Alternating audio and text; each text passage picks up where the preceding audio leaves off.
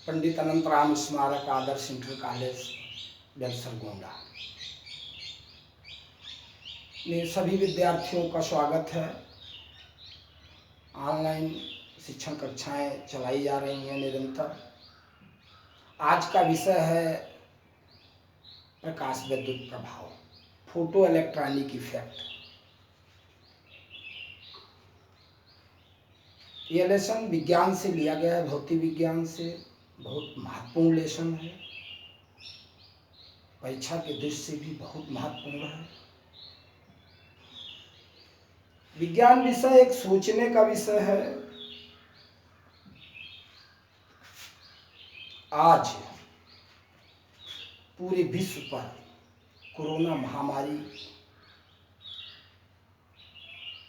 के विषय में भी आप लोगों को सोचना है, गहनता से विचार करनी है। इससे बचने के उपाय प्रकृति में ही निहित है। हमारे आसपास के वातावरण में सारे नियम, सारे सिद्धांत भी निहित हैं और कोरोना के इलाज की भी व्यापक तौर पर हमारी प्रकृति में ही समस्याओं का निदान है। कोरोना वायरस एक वैश्विक महामारी है, जिसके लिए सोशल डिस्टेंसिंग, घर में रहना, साथ साथ इससे बचने के उपाय को भी मुझे ढूंढते रहना है। ये जिम्मेदारी है। मानव कल्याण के लिए ही जीना सच्ची मानवता है और मनुष्य का उद्देश्य ही मानव कल्याण, विश्व कल्याण करना है। तो इस महामारी के बचने के लिए भी हमें लोगों को जागरूक करना,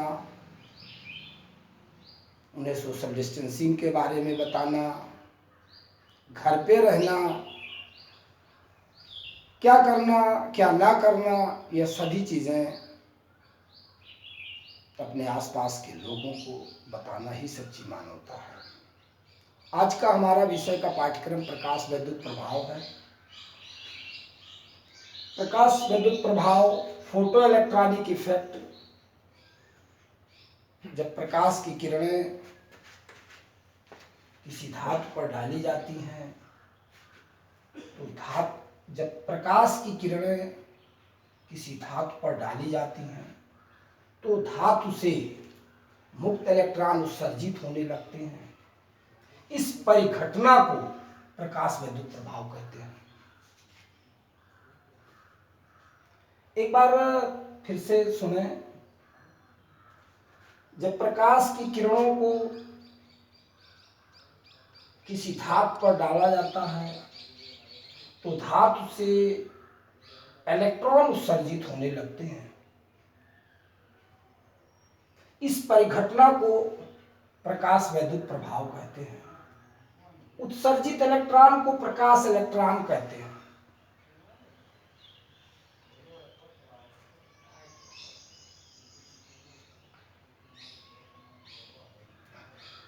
प्रकाश जो हम लोग देखते हैं, इस प्रकाश में 3 भाग होते हैं: दृश्य भाग, परावैंगनी भाग और रक्त भाग।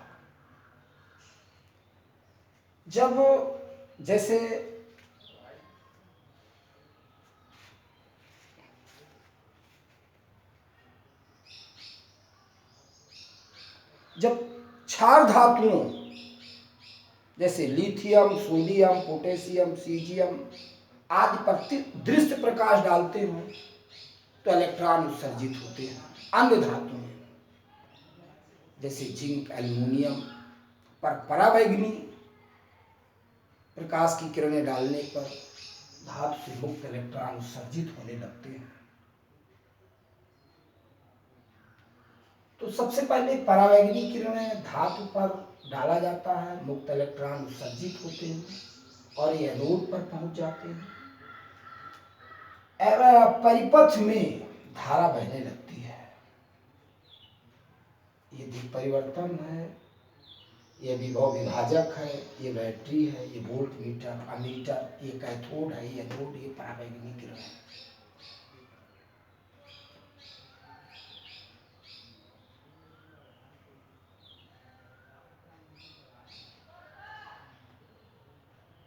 ये प्रकाश की किरणें, परावैंगनी किरणें धातु से इलेक्ट्रॉन उत्सर्जित होते हैं, एनोड पर पहुंचते हैं और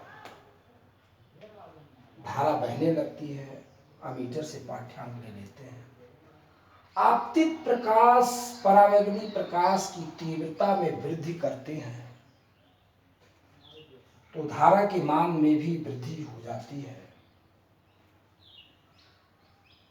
एनोड और कैथोड के बीच वोल्टेज में परिवर्तन करने पर भी धारा के मान में वृद्धि होती है।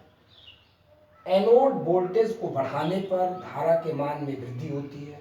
एक स्थिति ऐसी आती है जब एनोड वोल्टेज को बढ़ाने पर धारा के मान में वृद्धि नहीं होती है।